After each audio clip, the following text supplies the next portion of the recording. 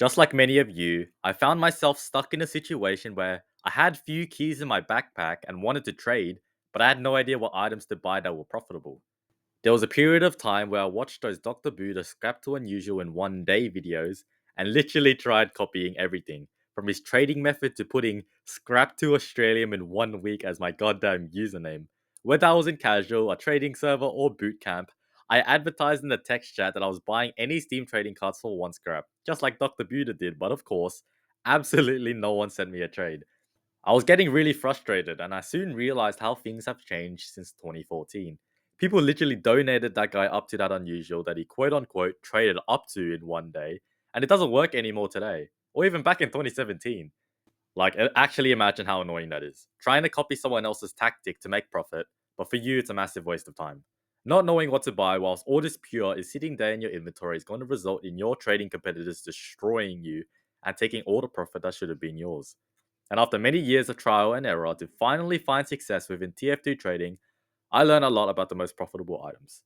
So I shifted my focus back to the niche of unusual hats. I became more cautious and started to identify items that were potentially hard to sell.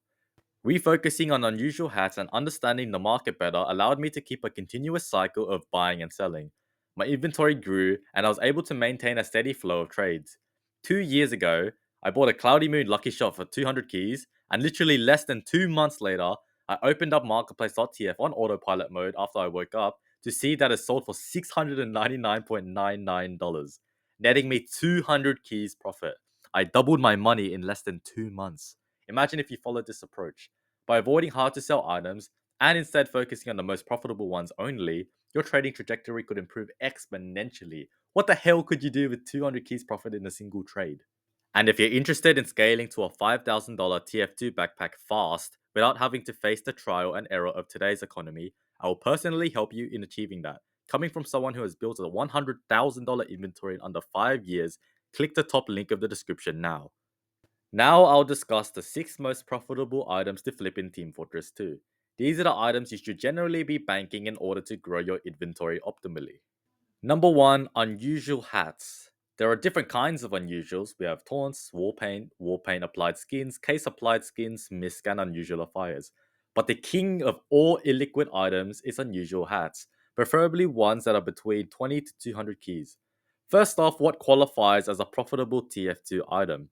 Well, one that obviously makes you a lot of profit with a high margin, but what criteria does it need to have in order to do that? The first one is being illiquid. If liquid means the ease of selling something straight back into cash or keys, then illiquid means the opposite. It is difficult to convert back into cash or keys. Why is this a good thing? Well, simply because you see the abundance of trading bots banking several liquid types of items where there's like a scrap difference between the buyers and the sellers. But the fact that something illiquid is more difficult to sell with lots of variation, lower supply, and vastly different opinions on what the price should be, trading bots often don't take the risk and play it safe. So what they do is that they smack the buy order at a low price and hope someone dumps one so that they can sell it themselves for a high price. In having less competition with trading bots, you have a higher profit margin, albeit the trade-off is it does take longer to sell, but that's really the only option you have. The second criteria I would look for is visual appeal slash utility. How good does this item look in my loadout? Or what useful function does this item in my backpack satisfy? Team Fortress 2 is a hat game, not a first person shooter. In general, there's not much uniqueness in the cosmetics in TF2, unless there are cool particle effects that engulf your head. Alternatively, those particle effects may not be cool, and there's less demand for them, but that doesn't necessarily mean you should avoid them. Some can sell just fine, sometimes even a nice looking hat goes unsold. The TF2 market is so dynamic that anything can happen, and there are exceptions to the rule everywhere. But the fact that it can fetch someone's eye is good enough to qualify it as a profitable item. And the last criteria I would look for in an item being profitable is its price. Do you really think Burning Flames Kron's Dome sells super easily for its price?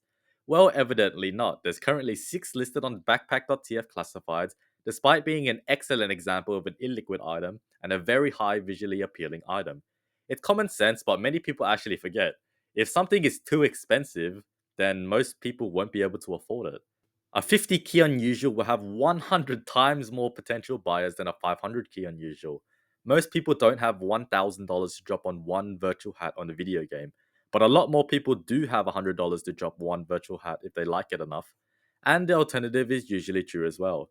If something is too cheap, such as unusual taunts, then it's a sign that there are in fact too many sellers. And more sellers means more competition. And more competition means harder to sell. And harder to sell means lower profit margins. And lower profit margins means not profitable. So let's take a look back at unusual hats. They perfectly satisfy this trio of criteria. One, they are very illiquid because there are so many effect and hat combos out there for people to choose from with varying opinions on what their prices should be. Two, they have the ability to be visually appealing, and even if they aren't, they can be visually different, enough to add value skewed towards a certain item.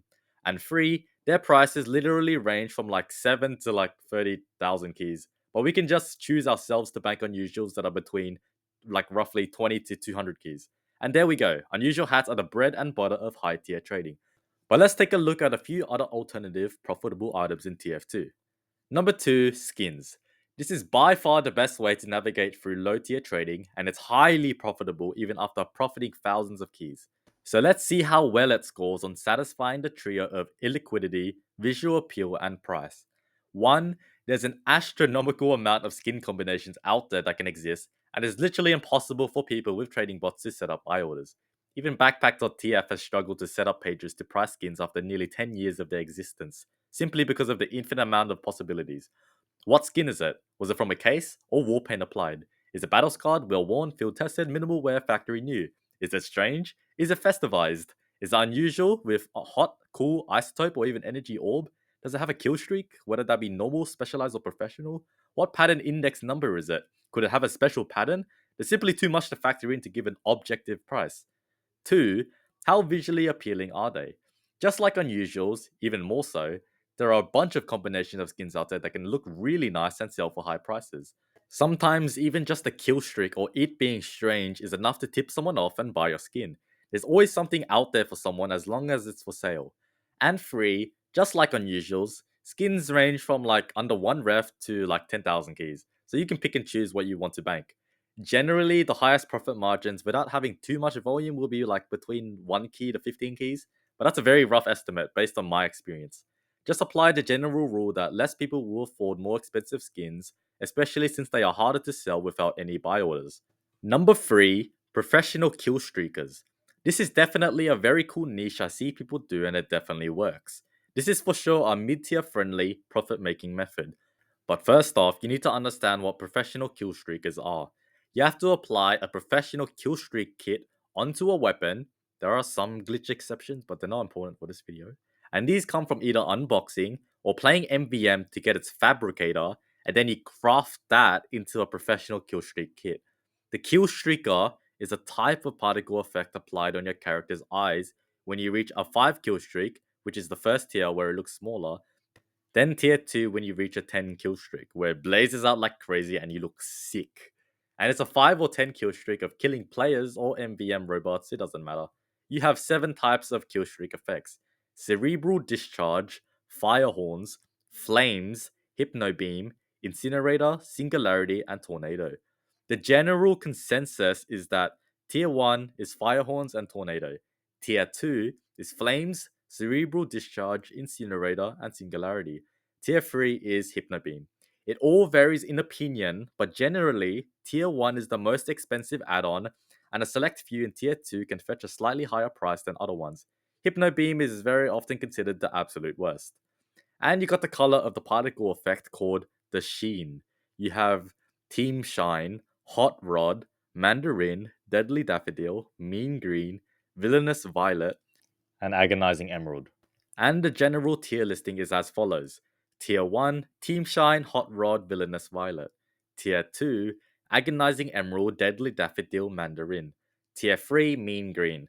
And again, this is the most accepted rating of these colors. Some can move up or down a tier for some people. So, if you have a god combo like Team Shine and Firehorns, that can probably sell for several more keys than the standard combos. Something like Mean Green and Hypno Beam is garbage and is the base price. So let's see the illiquidity. It's now somewhat illiquid because more people keep setting up buy orders to buy god combos, but sometimes you could snag one off a trading bot that bought it at base price, or you can combine this with skins where there are no buy orders, and you have a full empty market to play around in. In terms of visual appeal, these look badass. They scream your loadout is rich and you're skilled at the game, especially if you have a god combo. And price, it generally doesn't matter. Just bank anything you can. They usually range from like 2 to 200 keys, but seem to sell the same way at any price range. I definitely recommend giving these a try if you're struggling to make profit. Number 4, painted items. This is a very easy to explain concept. You get a paint can, apply it onto a cosmetic, and you paint the cosmetic. Wow. Paint doesn't add price to unusuals, but it can add value in who will get the first sale. Good paint on any cheap 1.33 ref cosmetic can boost its price by several ref. Bad paint on any cheap 1.33 ref cosmetic adds little to no value at all. Let's check the illiquidity.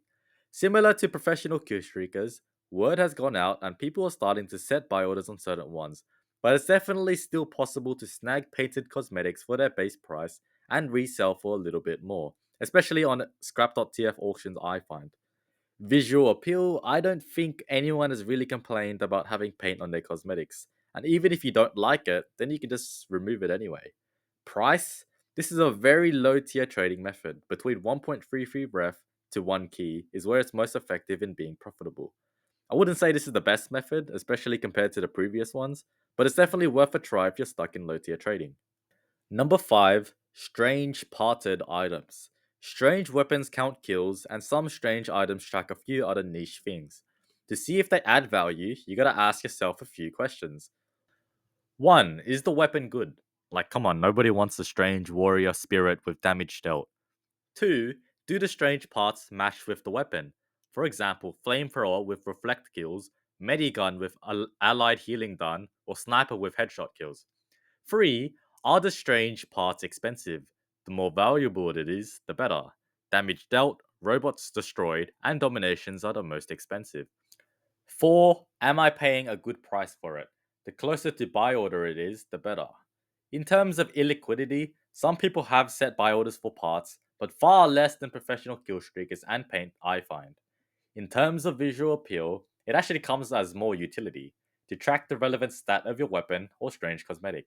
As long as it's relevant to that weapon, it will sell for more. And price, pretty much anything under 5 keys is worth doing these on before people stop caring to pay more for strange parted strangers. Sometimes you can snipe good parts off bots and relist on backpack.tf classifieds or scrap.tf auctions, but the profit margin isn't as amazing as the others, but if you're a low tier trader, give it a try. Number 6, spells. Cosmetic spells can alter your character's voice to be ghastly. Flash your cosmetic with different colors, or leave fiery footprints all over the floor. Weapon spells can spawn ghosts from your opponent's dead bodies after you kill them, your flame particles can be green, or your rockets and grenades can have a purple smoke and orange explosion. But these only work on Halloween enabled servers, so either a community server that has it activated, or an official Valve server when it's Halloween, a full moon day, or someone has used an Eternal Ween enchantment on the server. Now let's check their illiquidity. Lots of people are placing spelled buy orders these days, so their profit margins are getting crushed, and it's hard to snag a deal of these. Visual appeal, a spelled item is simply superior to a non-spelled item. Doesn't matter what it is. Some are more expensive than others, but this video is getting kind of long, and I'll tell you what I think in a second. Price, spells since 2019 have skyrocketed in value because they're discontinued. You can't apply a spell to an item anymore because they're expired, like unlike paints and strange parts. And honestly, it seems to like sell the same from 5 to 1,000 keys from what I've seen from other people. The thing is, spells can be profitable, but nowadays I don't think they're a good option. It's just simply too hard to get your hands on one at all since they're too expensive now, and other people are buying them out at those high prices. I recommend just going with another type of niche on this list instead of having to struggle to find spells and constantly ask people what they're worth. If you want to continue trading spells, then by all means go ahead. They do have excellent Steam guides written on them, but in my opinion, they're a no go. And that's my list of TF2's most profitable items. To fit the criteria, it needs to 1. Be a liquid, 2. Be visually appealing or have utility, as well as 3. Fit within a popular price range. My strongest recommendation for you to make as much profit as possible is to go for unusual hats, weapon skins, and popular professional killstreaker combos. Remember, if you're interested in scaling to a $5,000 TF2 backpack fast without having to face the trial and error of today's economy, I'll personally help you in achieving that. Coming from someone who has built a $100,000 inventory in under 5 years, click the top link of the description now. And that's it for today's video. Make sure to like, subscribe, and turn on notifications. Comment down below what TF2 items you are currently trading, and I'll catch you next time. See ya!